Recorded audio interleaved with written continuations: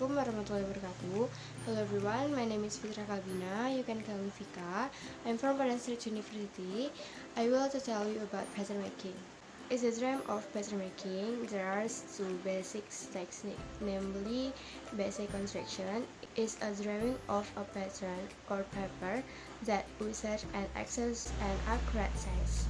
There are also the method name, for example is dressmaking, Dosen, and Mainke. Draping is a pattern model by acting radical cloth.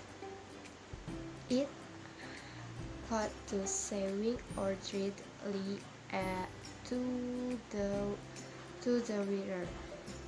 There are also several types of the there are also several types of pattern.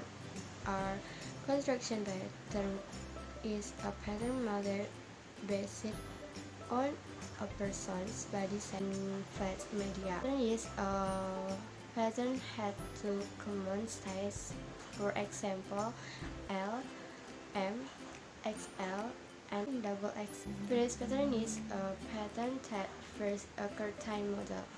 The size needed to make this pad is width, hip, crotch, knee, and thick.